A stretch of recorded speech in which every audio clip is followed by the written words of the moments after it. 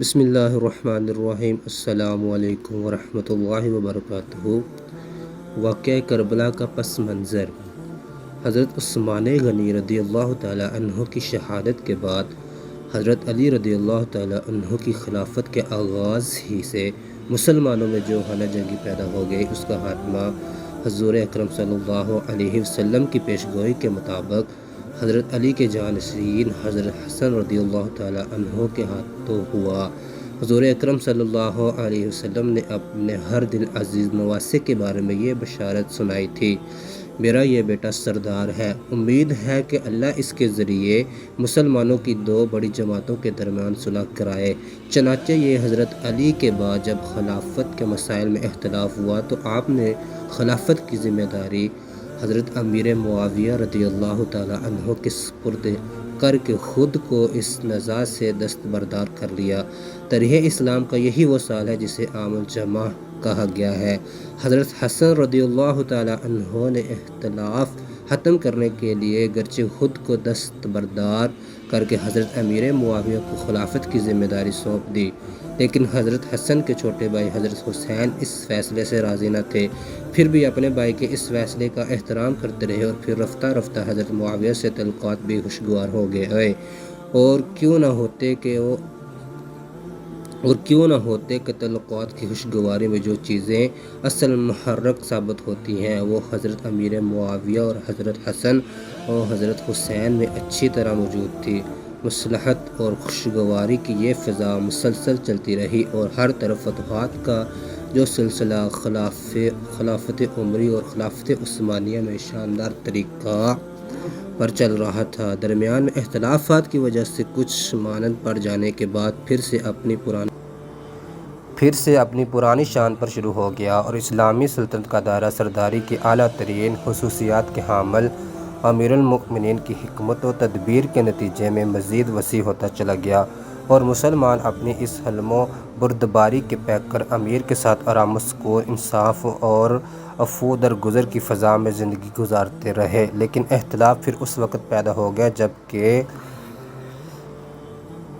54 ہجری میں حضرت امیر معاویہ نے اپنی پیرانہ سالی اور ضعیف العمری کی وجہ سے کسی کو اپنا جانشین بنانا چاہا اور اس کے لیے اپنے بیٹے یزید کو موضوع قرار دیا۔ چنانچہ یزید کی جانشینی پر بہت سے لوگوں نے اختلاف کیا، جن میں حضرت حسین رضی اللہ تعالیٰ عنہ، حضرت ابوبکر صدیق رضی اللہ تعالیٰ عنہ کے فرزند حضرت عبد الرحمن، حضرت عبداللہ بن عمر اور حضرت عبداللہ بن زبیر سرفہرست ہیں۔ ان حضرات کا اختلاف عہدہ طلبی یا کسی دنیاوی مصلحت کے پیش نظر نہیں تھا، بلکہ اس کے پیچھے یہ نیک خیال کا کار فرما تھا کہ باپ کا اپنے بعد اپنے بیٹے کو عہدہ خلافت پر فائز کرنا اسلامی خلافت کا دستور نہیں ہے، بلکہ شاہی طرز حکومت کا دستور ہے، جس میں رعایا کو کوئی اختیار نہیں ہوتا، بلکہ وہ ایک خاندان کے ماتحت رہنے پر مجبور ہوتے ہیں، اور ہر طرح کے ظلم و شدت کو برداشت کرنا ہی ان کی ذمہ داری ہوتی ہے۔ نیز ان حضرات کو پیش نظر یہ بات تھی کہ ابھی جب کہ جلیل القدر صحابہ کرام رضی اللہ تعالیٰ عنہ موجود ہیں تو ان کو موجودگی میں انہی میں سے کوئی منصب خلافت کے لیے موزوں ہو سکتا ہے۔ ان کی موجودگی میں ایک نوعمر اور جوان سال انسان جو کہ صحابی بھی نہیں کیسے خلیفہ بن سکتا ہے؟ گویا یہ اختلاف ایک اصولی اور اخلاص پر مبنی اختلاف تھا، جس کا مقصد حق کی ترجیح اور عہدہ خلافت کی عظمت و اہمیت کا تحفظ تھا۔ ادھر حضرت امیر معاویہ رضی اللہ تعالیٰ عنہ کی جانب سے یزید کے انتخاب میں بھی کوئی فاسد نیت نہیں تھی، چونکہ حضرت امیر معاویہ یزید کو حکومت و سلطنت کے مسائل اور جنگ و نظم مملکت کے اصول و ضوابط سے اچھی طرح واقف سمجھتے تھے، اس لیے انہوں نے یزید کا انتخاب مناسب سمجھا تاکہ ادارہ خلافت مضبوط رہے اور افراتفری پیدا نہ ہونے پائے، کیونکہ خلافت کے سلسلے میں سب سے زیادہ قابل لحاظ چیز مضبوط انتظامی اہلیت اور گرفت ہے، جو کہ حضرت امیر معاویہ یزید میں محسوس کر رہے تھے۔ اس لیے بجا طور پر یہ بات کہی جا سکتی ہے کہ محبت پدری اور جذبہ فرزند نوازی کے بجائے یہاں بھی عہدہ خلافت کی پاسداری وقت و حالات کے موافق خلیفہ کے انتخاب کا جذبہ اور اجتماعی مصلحت کا شعور اصل محرک اور بنیاد تھا، جیسا کہ حضرت معاویہ کی اس دعا سے اس کو کا بخوبی اندازہ لگتا ہے۔ فرمایا اے اللہ، اگر تو جانتا ہے کہ میں نے اس کو اس کی اہلیت کی بنا پر ولی عہد بنایا ہے تو اس کی ولایت کو تو تکمیل تک پہنچا دے، اور اگر میرا یہ کام اس لیے ہے کہ مجھے اس سے محبت ہے تو پھر اسے تو پورا نہ ہونے دے۔ امیر معاویہ کے پیش نظر اس کے علاوہ کچھ اور نہ تھا۔ امت میں اتحاد و اتفاق قائم رہے اور اس کے لیے ضروری تھا کہ ارباب حل و عقد میں اتفاق ہو، اور ارباب حل و عقد صرف یزید ہی کو ولی عہد بنانے پر متفق ہو سکتے تھے، کیونکہ وہ بنو امیہ میں سے تھے، اور بنو امیہ اس وقت اپنے علاوہ کسی اور کی خلافت پر راضی نہیں ہو سکتے تھے، کیونکہ وہ قریش بلکہ پوری ملت کا سب سے بڑا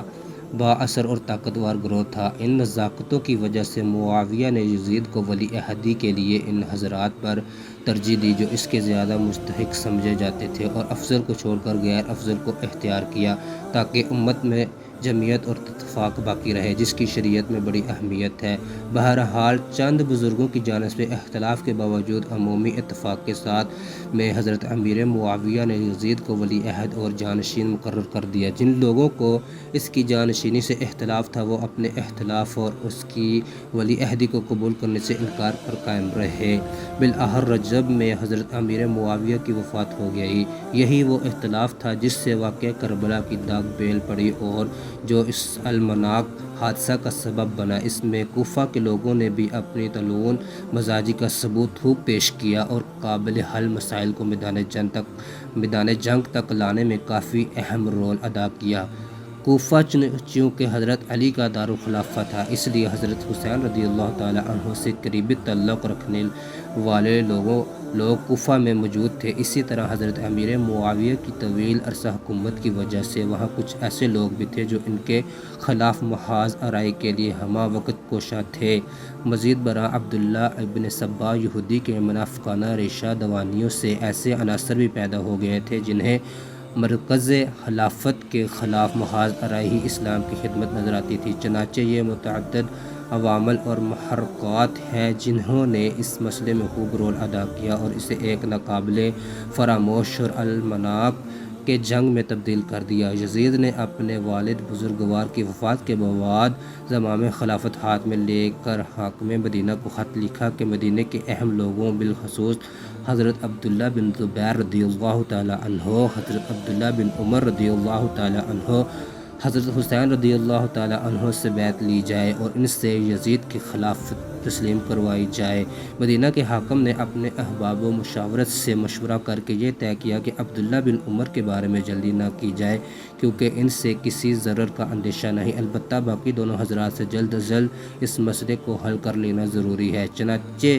جب یہ بات ان حضرات کے سامنے آئی تو ان حضرات نے بیعت سے انکار کیا اور اپنی حکمت عملی سے مدینہ سے مکہ پہنچ گئے، اور راستے میں پیچھا